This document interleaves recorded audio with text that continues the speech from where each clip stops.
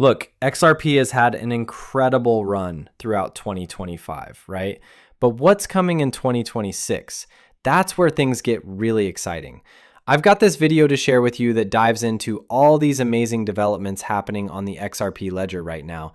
And if you're an XRP holder, this is the kind of stuff that could really move the needle. And Ripple just put out a new letter today covering Abu Dhabi, RLUSD, and Abu Dhabi's FSRA.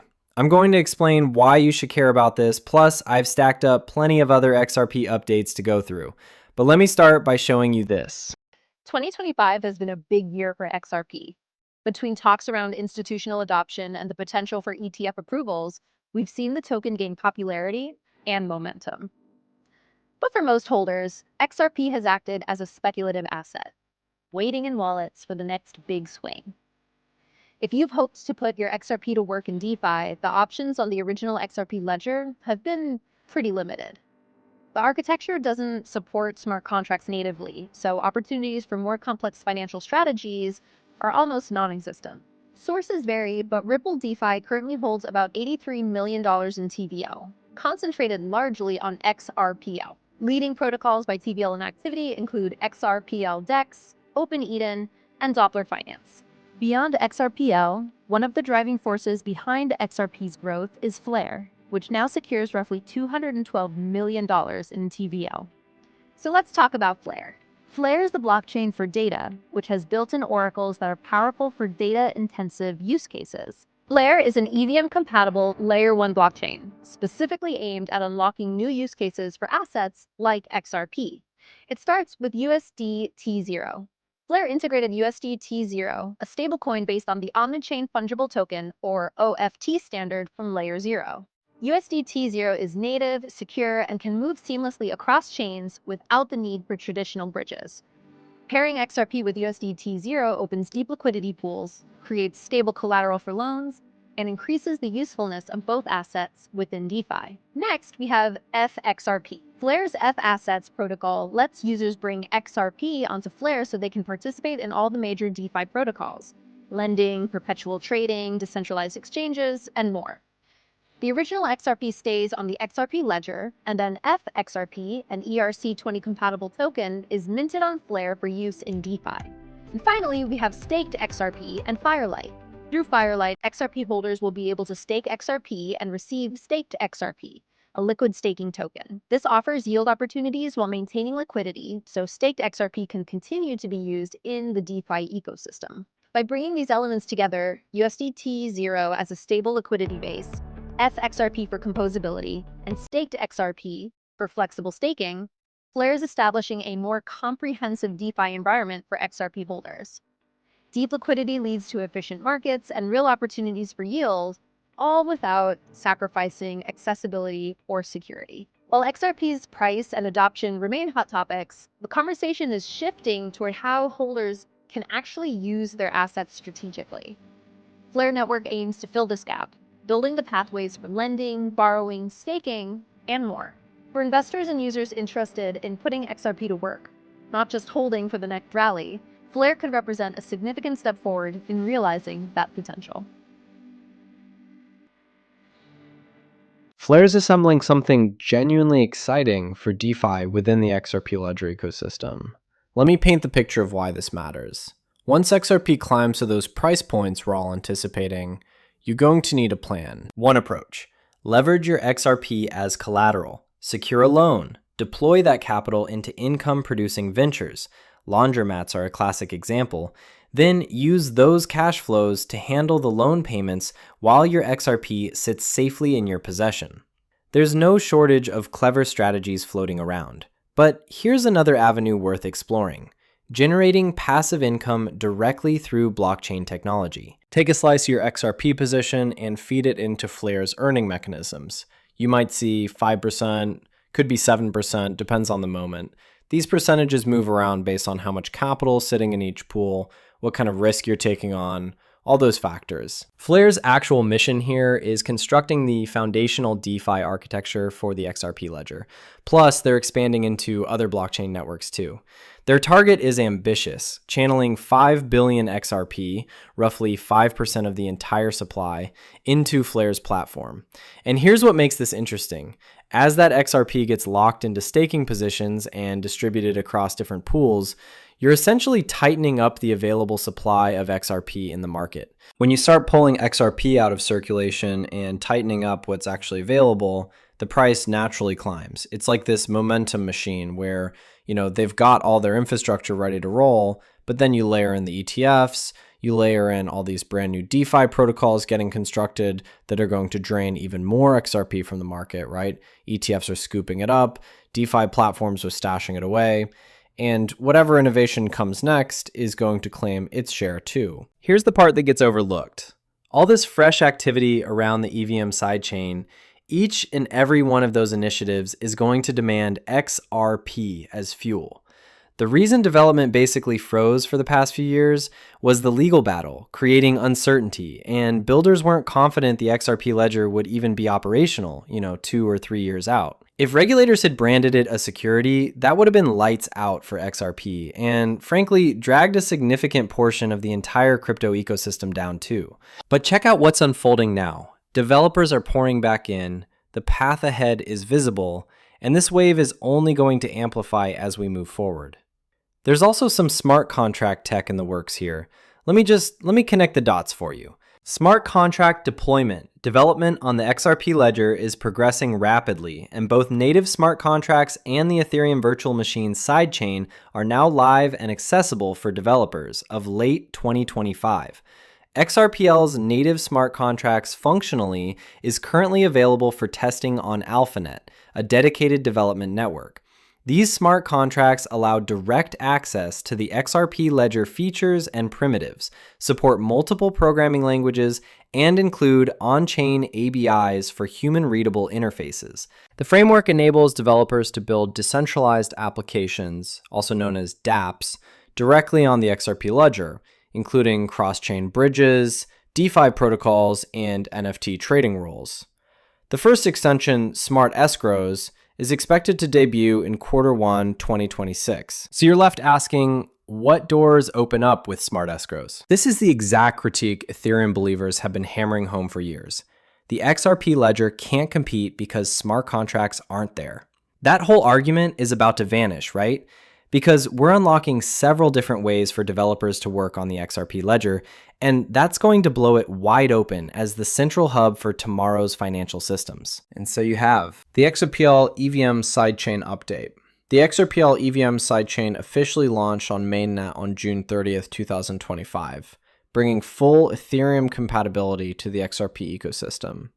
Developers can now deploy Solidity-based smart contracts and Ethereum dApps directly on the XRP ledger, leveraging its interoperability and its efficiency. The sidechain operates as a separate launching connected to the XRPL, the Axelar bridge, with plans for future integration with Wormhole. The ecosystem has already attracted new projects and entities, TVL, value-locked EVM sidechain, about 120 million shortly after launch. 2026 is looking like it'll explode with all these technologies charging forward. And all this actual work getting done, it's going to be flat out thrilling. All right, so let's dig into what Ripple just threw out there, because I think we need to decode what's shifting right now, especially since this landed today. Check this. Approval from the FISRA enables within ADGM positioning RLUSD for further expansion in the Middle East. Ripple, a financial technology company that offers crypto solutions for businesses, today announced that its USD-backed stablecoin, RLUSD, has been recognized and accepted fiat reference token by Abu Dhabi's Financial Services Authority, the FSRA, enabling it within the ADGM, the International Financial Century of Abu Dhabi. RLUSD is now eligible for use by authorized persons licensed by the FSRA to carry out applicable regulated activities, providing that they satisfy and maintain compliance with a firm level of regulatory obligations relevant to the use of fiat reference tokens. Noting that the ADGM, standing as a leading international financial center known for its robust and progressive regulatory standards, this represents a further significant step in establishing Ripple stablecoin as a trusted, compliant settlement asset in the Middle East. Now, I just wanted to give me a moment here. I wanted to find which companies, because I've researched this previously, and let me tell you, it's overwhelming why the ADGM matters. ADGM is an independent financial free zone with its own regulator, the FISRA courts that apply English common law directly, which makes it very attractive and familiar to international institutions compared to the broader UAE legal system. It provides full stack environment for banking, asset managers, insurance companies, capital markets, family offices, and increasingly crypto and digital assets, with clear international benchmark rules and zero corporate and personal income tax. For fintech and digital asset players, ADGM offers one of the region's most advanced regimes, including a regulatory sandbox, digital lab, and specific virtual asset rules that aim to balance innovation with investor protection, AML, and CFT requirements. Types of companies that you find there: large international banks and asset managers such as BNP Paribas, Standard Life, Aberdeen Asset Management have established entities in ADGM. Other global institutions by ADGM include BNY Mellon, Link Venture, Althea, GQG Partners, Joy Capital, among the group, leading financial institutions representing hundreds of billions of assets under management. ADGM hosts close to 900 registered entities across the sectors with a significant and fast-growing fintech and crypto segment, including firms active in digital banking, payments, tokenization, and infrastructure. Recent fintech entrants reported 2024 include names of Blockdaemon Infrastructure, Thunder, some of these investment app, and Tomb Core Banking Tech. So that's the reason this is huge, and Ripple is clearly building the infrastructure. Take a listen to this. I'm here with at FII with Sandy Call. Sandy led a panel this morning, and you had three great panelists. Tell us about that. We had Jeremy Allaire, the CEO of Circle, which does the USDC stablecoin.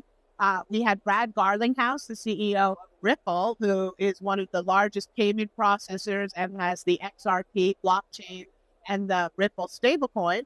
And we had Sarah Fryer, who is the CFO of OpenAI. Why does a TradFi firm like Franklin Templeton care about this stuff? We really are at the forefront of what we're able to provide.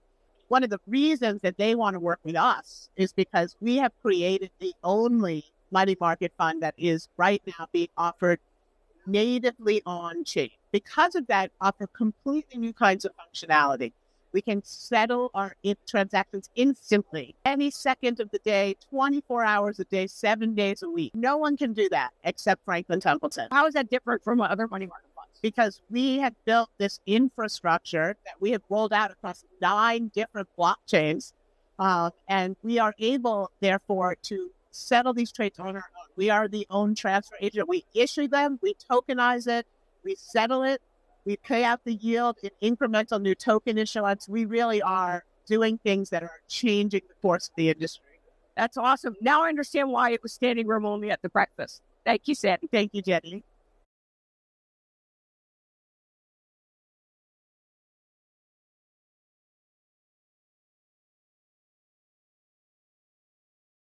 All right, folks, go pull up that Sandy Call video. Seriously, you won't be disappointed. That's an amazing video. Absolutely worth it. I guarantee it. All right, Swift. Blockchains can be based on ISO 2022. I mean, they're basically stating what we've figured out already, but sure, no complaints here. Good to see them owning up to it. One of many contributors. We are a registration authority, which means we do a lot of development work and maintenance work, but we don't own the standard. It's not restricted to the Swift network. There's a lot of market infrastructures that use ISO 2022, but not using the Swift network, and a lot of institutions also use ISO internally. So it's not restricted to the Swift network. It's associated with the XML syntax, but it's syntax agnostic. So we see a lot of developments around APIs that are ISO-based. We even see blockchain developments that are built on the ISO data dictionary. So whilst XML is used at the moment, predominantly it can be used in different technologies in the future as well. And really, just in a nutshell, it's a methodology for developing financial messaging standards, and it introduces this utopian world of universal financial messaging, which is what we're all striving for at the moment with both the cross-border migration and these domestic migrations that are happening in parallel. Breaking, Amundi, Europe's largest asset manager, has launched the first ever tokenized money market fund. Invest with traditional shares via on-chain blockchain, full transparency, instant orders 24/7. Thanks for sticking around. All right, see you when the next one drops.